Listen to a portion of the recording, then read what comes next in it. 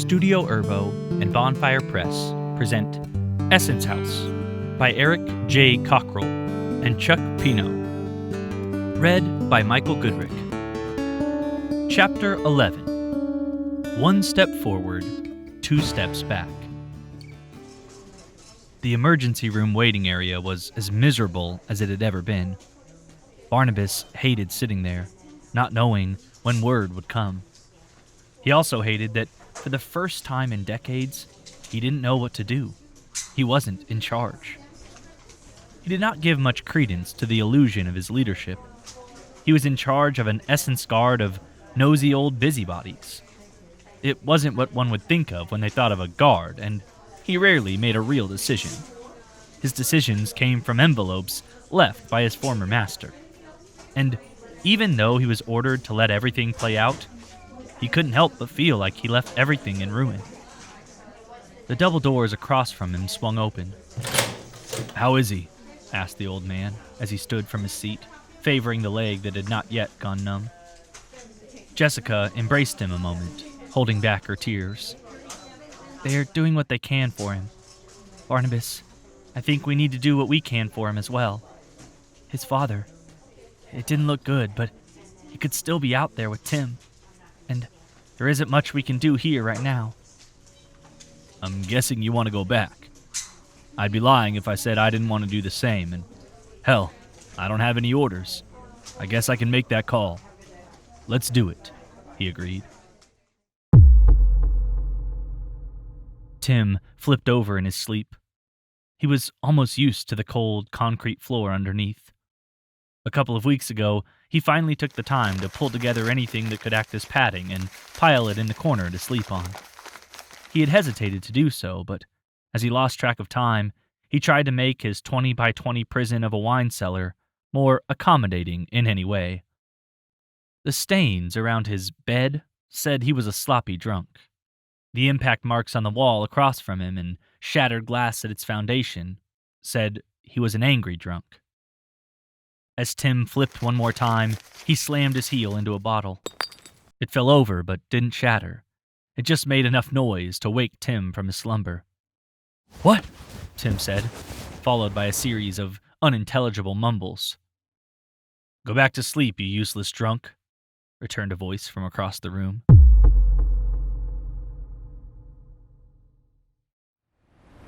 As Barnabas' sedan rounded the corner and began cutting through town, Jessica got more anxious.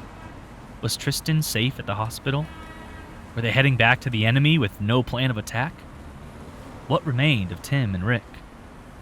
A million questions raced through her head. Barnabas looked at her and said, "You look worried, dear. Can't say I blame you, but try not to a little. We're heading back to do what we can. Your anxiety would be twice as bad if we were sitting at that emergency room any longer." "That actually does not help at all, even if you are right." She smiled a little. He probably didn't notice, and it didn't matter, but she was trying to be strong. "So, what's our plan? What are you expecting to find?" Barnabas was quiet for a moment. She looked away, then he spoke. "If I'm being honest, I don't suspect Rick or Tim survived. If Tim survived, I would expect we'd have heard from him by now. I'll tell you, I'm not used to not knowing the next move. The boys' grandfather, Roland, always had everything planned out so well. I never had to figure anything out by myself. I took up his post, but I was a steward of his mission. I had no endgame." Jessica turned to look at him again. "Well, the game isn't over, so you need to get over that right now. I need you. And the Edmund boys need you. Let's keep some faith. Tristan is going to make it, and Tim and Rick are safe and hiding as we speak." Now, Barnabas took his turn to smile a bit.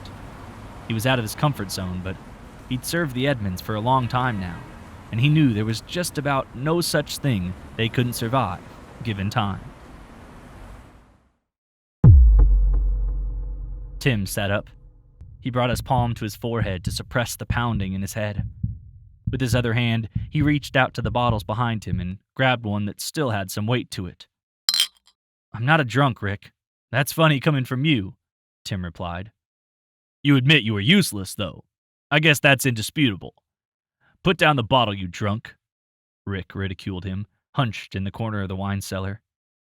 Irritated, Tim retorted, My throat is dry, and I still need to sustain myself. Shut up, you little jerk. They'll find us both dead if you don't sober up and figure out what the hell is going on here.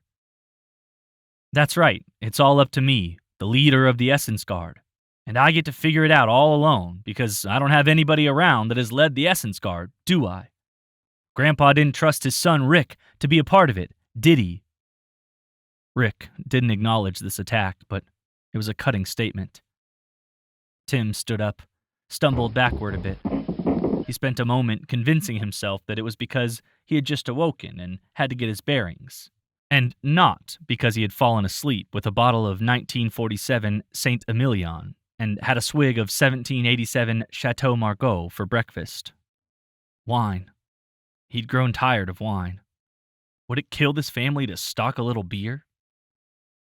Reaching over, Tim picked up the cell phone that lay on the shelf overhead. The first day, he caught a signal and tried a trick that his grandfather used to use now and then. He was able to call from within the house to any place in time. He tried to call himself to warn him of what he was getting into, but after 3 tries, the phone's battery was drained, and it didn't appear it was getting any better.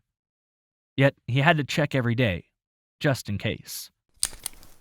Striding across the room, he made his way to the staircase door. The door of which he had accessed Essence House only weeks prior. The door that, when swung open, one would see full view of the kitchen's stone pizza oven and glimpse the front parlor. The door he had woken up and tried every day for as long as he had been trapped. Tim grabbed the ornate doorknob, turned it, and pulled. The door swung open as it had every single time, but on the other side was absolute, pure, vibrant white. A void. Nothing at all. Tim fell into the door and slumped down onto the steps. He noted that the odor of the place had now reached the top of the steps, but for the most part, he had grown used to everything about the room. Hell, even the spider on the web connecting the support in the middle of the room to the wine rack wasn't so creepy anymore. He almost considered it a pet, and would often speak with it during those times that he and Rick weren't on speaking terms at all. Pushing himself up, he reached back and slammed the door. He dropped his forehead into it and tried to gather himself. He wouldn't cry in front of Rick. Rick spent most of his days conserving energy, cradled in the corner. But when he spoke to Tim, it was in constant judgment. Tim took the couple steps and walked back to his bottle. Dare I even bother with the other one? He said to nobody in particular. He reached down and picked up his open bottle and took a swig. Besides being somewhat refreshing and making it easier to sleep, the fragrance of the open bottle also helped mask the atmosphere of the cellar. Tim took a deep breath, set the bottle back down next to his pile of mostly cardboard. Just do it, Rick said. You know you have to. You know you'll do this every hour until you're too drunk to stand up again. Then you'll wake up and do this all over again. Just do it. Maybe this time will be different. Even the spider seemed to agree. Okay, I will. Tim straightened up his back and stood heroically. Let's get out of this wine cellar. Tim walked across the room, placed his hand on the door overhead that would open up to the shed behind the plaza, and gave it a push. Solid nothing overhead. That was all. Tim dropped to the ground, defeated. I knew you'd do it. You always do it, you dope. You may as well just give up. You're the last of the Essence Guard, and you have failed. Tim crawled back to his bed, drank down the bottle, flung it at the wall, and faded to black.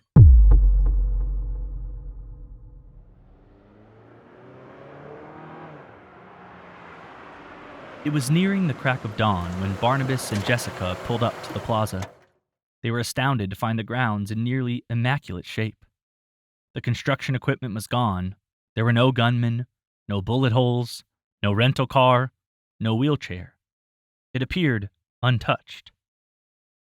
Jessica threw the door open and ran out as Barnabas shifted the car into park. She didn't even know where to go. She looked closely at the ground. There were places where she could see bullets had sprayed the ground. It wasn't completely as if nothing had happened, but these people were clearly professionals when it came to cleaning up messes and such. "If they're here, there are only a handful of places they could be hiding," suggested Barnabas. "We can check the shops at the Plaza first. Tim has been in there before, and it's possible that Rick had keys for the property." Jessica followed as Barnabas took the lead. He made his way past the shed and around the front of the building. The parking lot was empty, and all of the stores appeared dark and closed. The pair walked the length of the plaza, peering through the front windows and knocking on the doors. If Tim was holed up in a shop with Rick, Barnabas hoped the errant knocking would be enough to tell him that they weren't nefarious. But none of it did any good. "What if Greta has them, Barnabas?" Jessica's posture shifted, and she appeared defeated. "If she has them, then we go get them. She may have caught us by surprise, but we actually know a bit more about her than you think," Barnabas replied boldly. Barnabas knew what he needed to do. He didn't need to be told. Forget old Roland and his game. The words of his dear friend, Mrs. Gianni, rang in his head. "This Essen stuff is too much, Barnabas." Indeed, he felt the same that night as he felt standing there just then. "Do you really think it'll be that easy?" Jessica interrupted his thought. "No, I don't expect it to be easy at all, but I do expect that it's possible and worth the effort. But before we get to that point, let's see if we can round up some keys in the back shed and search this building a little better," Barnabas said assuredly. "Quickly, too. I'd really like to get back to Tristan," Jessica replied as they headed toward the shed. The shed stood just as it had earlier that day. Barnabas hadn't been inside before, but if there was a chance of finding a key, this was it. He entered through a side door and pulled a chain within to pull up the larger door in front and let some light in from the lamppost outside. "This place is a bit of a mess," said Jessica, lifting a box and setting it on the ground to access the desktop easier. "You should see this side. Tim's got his work cut out for him if he intends to keep this job," Barnabas replied. Jessica burst into laughter. "Do you really think that's an option?" She chuckled some more. "I don't suppose so." Barnabas stopped talking and got Jessica's help to push a riding lawnmower out of the way to let some light into the back of the shed. Clarity returned to Jessica's features. "That's right. The door to the cellar. That was the first time I saw Tim and Tristan, in the proper timeline." "Indeed," Barnabas replied, paying much more attention to the bloody door handle than to his companion. Barnabas reached down and grabbed a hold of the door at his feet and threw it open.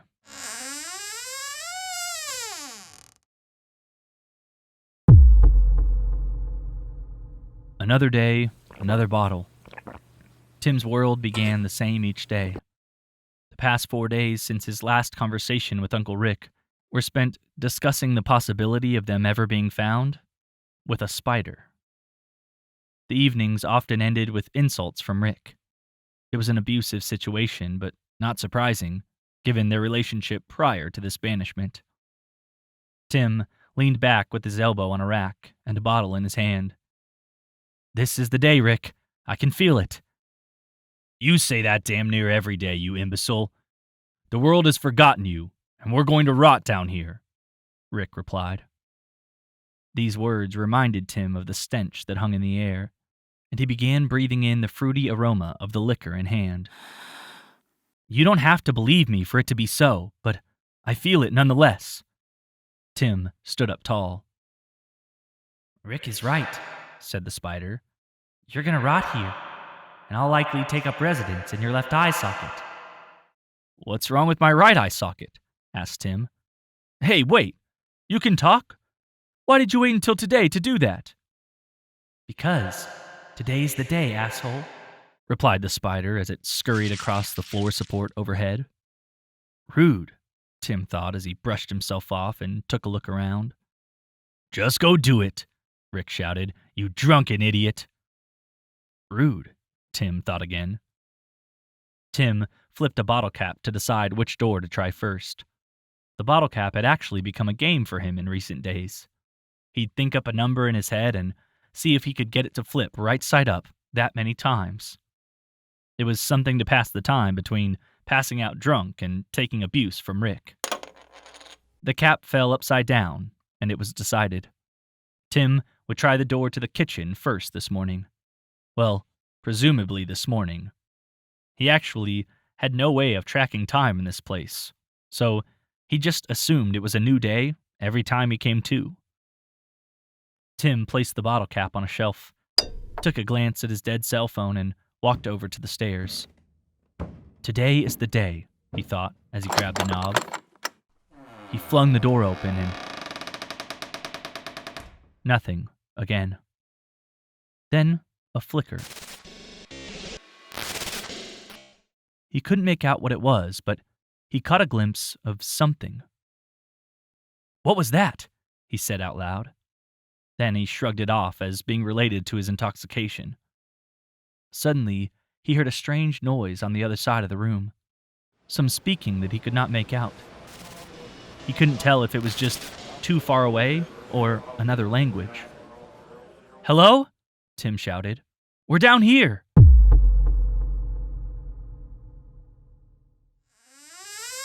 Jessica approached Barnabas as he pulled the wine cellar door open. All they could see was darkness. If anyone was in there, they were not in good shape. Jessica pulled out her phone and turned on the flashlight. She shined it into the hole in the ground. It was the wine cellar, but it appeared untouched, save for a smattering of spots on the ground that led to the far wall.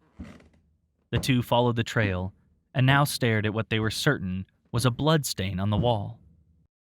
Jessica was silent, her face unreadable, though the slight shaking of the light spoke the volumes that she wasn't able to communicate. Barnabas's next words tore her from her thoughts.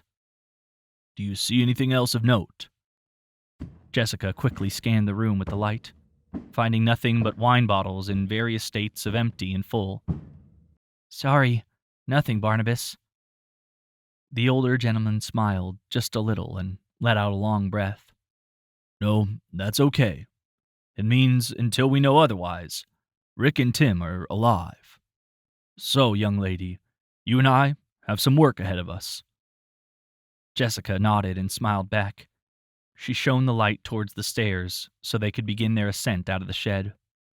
They put everything back the way they had found it and closed up the shed behind them. The two headed back across the yard to the car.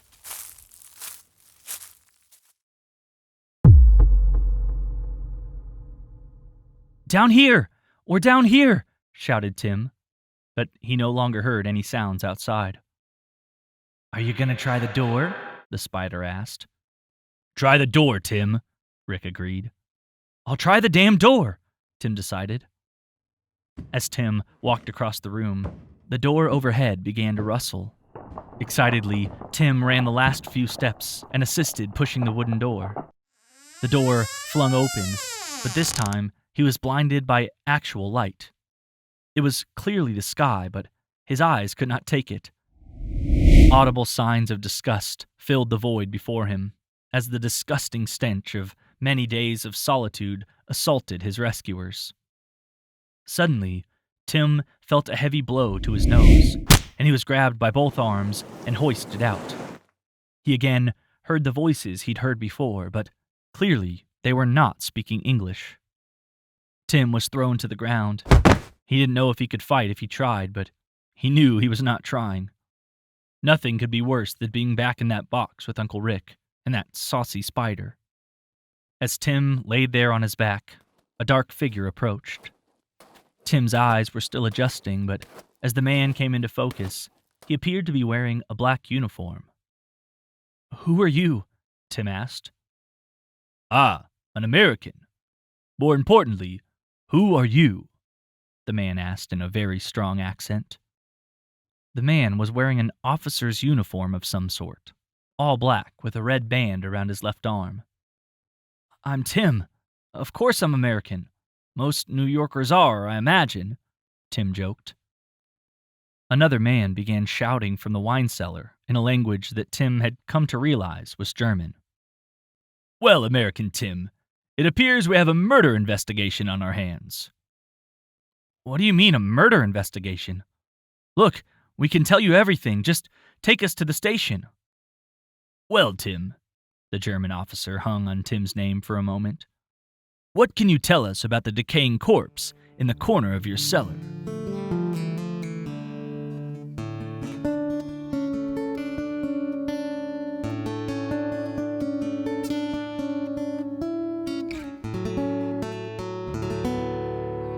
Theme music by Carol Cockrell.